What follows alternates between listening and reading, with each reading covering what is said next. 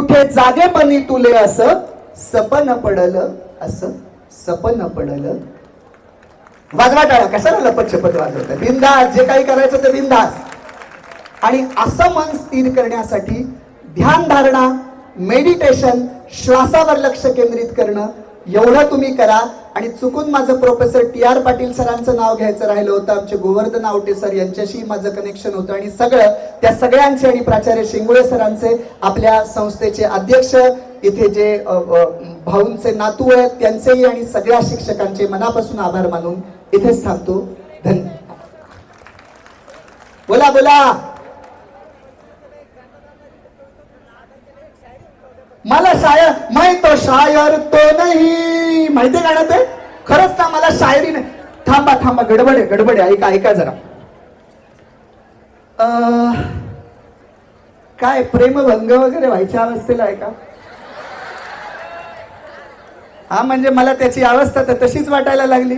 कारण माणसांना शायरी कधीतरी याच का, जखमा अशा सुगंधी झाल्या तर काळ झाला, केले तवार जाने तो मोगरा असावा.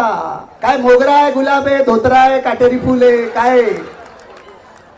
मी याला मार्गदर्शन व्हावं आणि याच्या पाठीमागे जे जे कोणी आहेत त्यांना मार्गदर्शन व्हावं म्हणून या असल्या वाट्याला जायचं नाही. गेलं तर काय अवस्था होते त्याच्यावरची कविता याच्यासाठी सांगतो. यांनी पण लक्षात ठेवायची आणि तुम्ही पण लक्षात ठेवायची. 10वीच्या पेपरला बसलेल्या असतानाची ही कविता आहे. मला कवितेतनं काय सांगायचं ते समजून घ्या. कविता अशी आहे.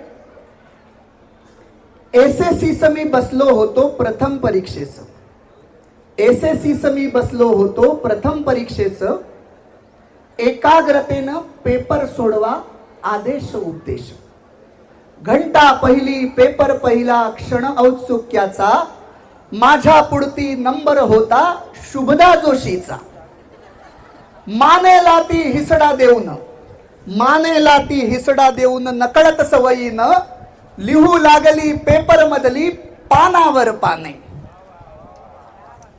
वा वा वा वा. मऊ रेशमी मोहक काळा तिच्या शेपटाचा भार, म्हणजे मऊ रेशमी मोहक काळा तिच्या शेपटाचा भार, तत्क्षणी येऊन पडला माझ्या बाकावर, माझ्या बाकावर.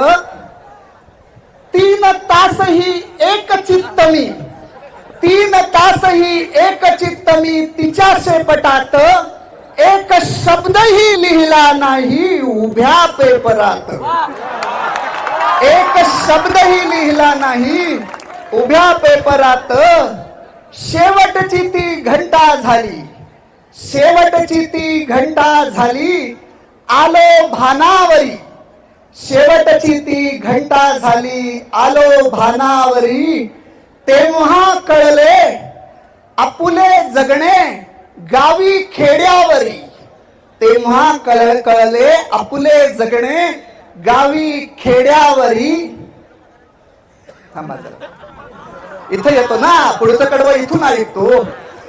केसांनी त्या गळा कापला, केसांनी त्या गळा कापला, अलगद हो माझा, केसांनी त्या गळा कापला, अलगद हो माझा.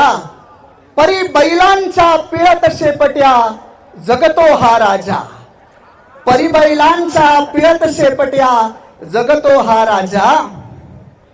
केसांनी त्या गळा कापला, अलगद हो माझा, परी बैलांच्या पिळत शेपट्या जगतो हा राजा, जगतो हा राजा. त्याच्यामध्ये असं आहे की ती शुभदा प्राध्यापिका होते आणि हा बिचारा, मला ते मधलं कडवं आठवलं नाही, पण याच्यासाठी आपण शायरीच्या ऐवजी कविता सांगितली. आणि आता आपण थांबूया. आता तुम्हाला जे काही ऐकायचं आहे ते तुम्ही YouTube मधनं ऐका आणि जवळ तुम्ही पुस्तकं आवर्जून घ्या. माझं पुस्तक तुमच्याशी बोलेल. इथे एक 5-10 मिनिटात स्टॉल लागेल. धन्यवाद.